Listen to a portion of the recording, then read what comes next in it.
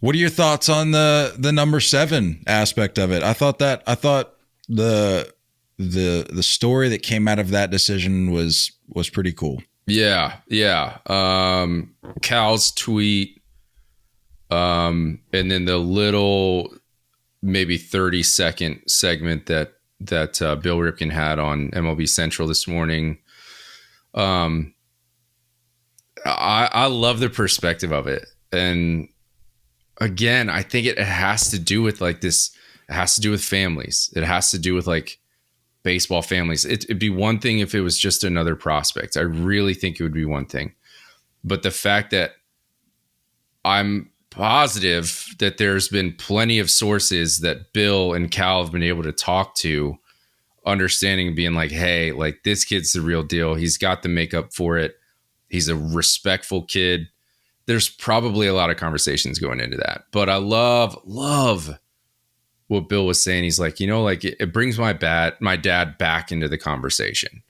Like it brings him almost, a part of the picture again.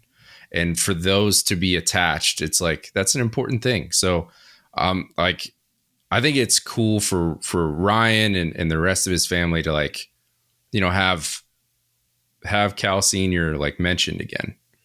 Big part of it,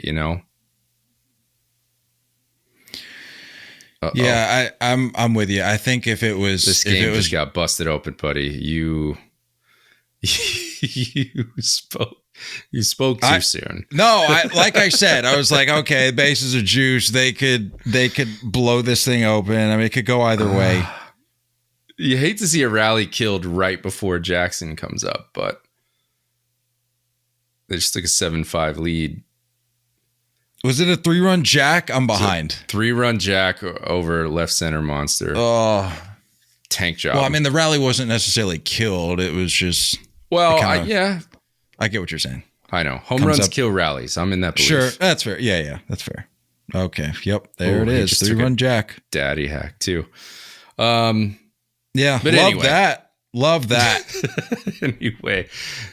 I mean, my point still stands. I'm again not knocking Jackson Holliday. The outcome of this game is independent of how Jackson's done. And again, it goes back to what I just said. This is.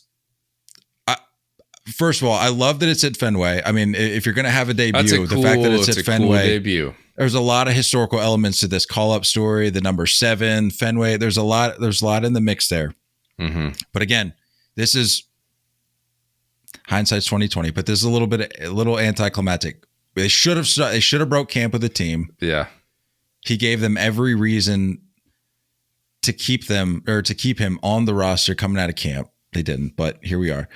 But yeah, to your point, I think for the number 7, I think if it was any other prospect, I don't even think it's a question. I don't even think you're broaching the subject. Yeah, you're not presenting that to the Ripken family at all. You're not even putting them in the situation to make that decision because that's just uncomfortable for everybody involved. Correct. I am curious though, who did we find out who initiated that? I don't know. That topic? I'm not sure. Was it Matt? I'm not sure. I think it'd be cool just because like Matt wore 7 for a lot of his career. I know you wore 5 as well. But we need to address that, by the way, whenever you're done. What? My misunderstanding of Cal's tweet today. But finish your thought. Yeah, I don't know what has Jackson been like, has he been wearing 7? Honestly, he's like 9 years old. I haven't seen any of footage of him playing. Yeah, isn't he still at the age where like you go over to the box on the first day of practice and just pick out a jersey? I think so. The number. I believe you're not allowed to take leads off of first base yet, and on deck needs to be in the dugout. And the numbers only go up to 12. You can't pick anything other than that. And 12 is for the big kid. Exactly. That's tough. Yeah. I don't know, man. I like it either way. I wore 7 in high school and college, so like I'm a little biased. I love that number. So. Oh, that's right. He was wearing 18 in Norfolk. Shout out to Spencer from the live chat. Yeah. There we go. He said, He said he's 18. And as he said that, I pulled up the picture of him balling out in Norfolk. So confirmed 18. But I think that's a sweet baseball number. It's a perfect number. It really genuinely is, especially as an infielder, just hits different. Anyway, what were we going to say about Cal's tweet? Okay, so hear me out. Hear me out. Not to keep harping on the 7 thing, but I needed to get this out there. I shouldn't be putting this out there, but full transparency. It's an integrity move. So it. Cal tweeted out today. He said, "Our family is thrilled that Jackson Holliday will be wearing Dad's number 7. Excited to watch him play." And so, me with the content creator mindset, oftentimes I have to scan things. Like if something's going down that needs to get out, I don't really have time to sit there and process. So I saw Cal's tweet and I'm like, ooh. And I saw other accounts posting the tweet and I'm like, ooh, this is going to have to be something that I put out. And so I just put out the post of the tweet, having read it, where it says, "Our family's thrilled that Jackson Holliday will be wearing Dad's number 7. Excited to watch him play."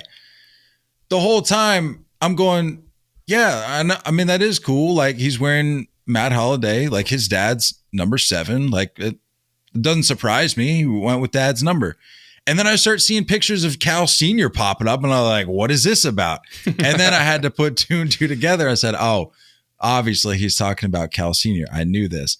It's not my proudest moment, especially with as much as I love and appreciate the Ripken family. But it just wasn't at the forefront of my mind. And jokes aside, that goes back to Billy's point. It brings Cal Sr. back into the mix, which I absolutely love. 100%. And for anyone that's not like a diehard Orioles fan, I'm sure a lot of baseball fans learned that Cal Sr. rocked number 7 today. I don't think there's a ton of people that had that in the vault. You know what I mean?